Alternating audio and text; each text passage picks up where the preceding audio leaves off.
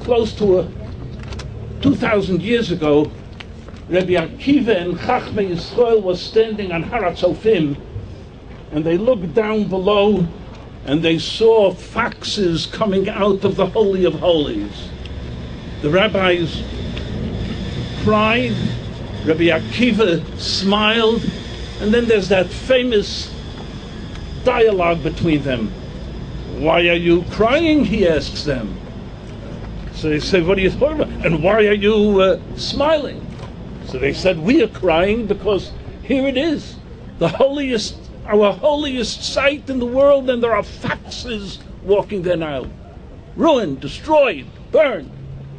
And then Rabbi Akiva said, if this is the extent of the destruction, then I believe with perfect faith that the prophecy of consolation of Zechariah, that amazing prophecy, where Zechariah says, Od Yeshu Zekenim Uzekenot, the elderly will sit in the streets of Yerushalayim.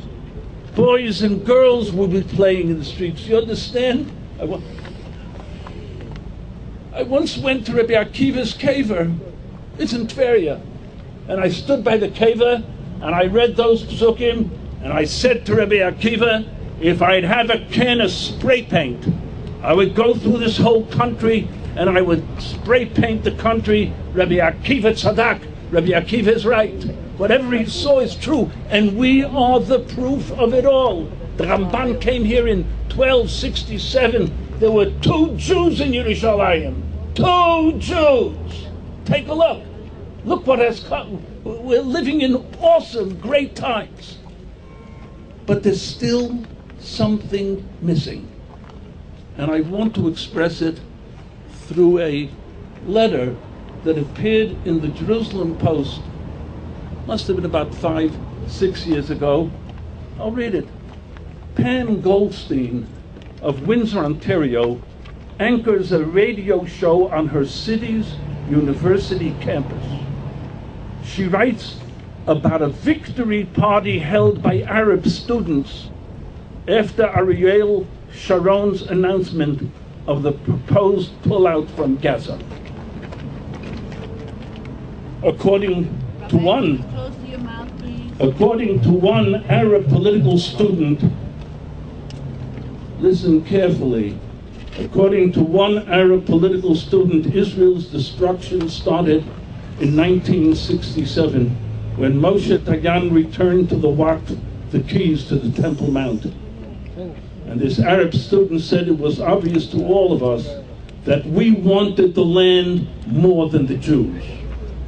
They returned their so-called most religious site. What fools!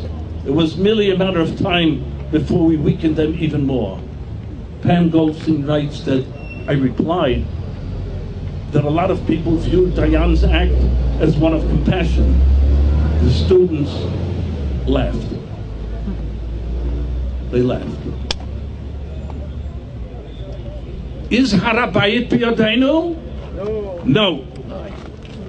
If a Jew cannot say a kapitel Tehillim on Har HaBayit, then Har HaBayit is not biyadenu. And you know what's going on over there? Shu'olim hilchu ba. We have to be strong and proud enough to say what any other person on the face of this earth can do on Har HaBayit, which is to pray there, denied to Jews. It's unbelievable. It staggers the imagination. We have to begin, and maybe there should also be a process of preparing Jews how to go up to the mountain. You don't just go up to the mountain. There's a halachic process. But we have to demand our rights. Otherwise, they're laughing at us. They are laughing at us that we were able to give that up.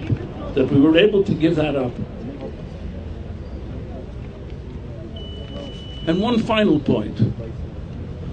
We are marking the destruction of the first and second temples. That's Tisha B'Av. You may think that we're talking about a destruction that took place 2,000 and more years ago. There is destruction of the mountain taking place right now. They are digging and digging with heavy equipment against the law.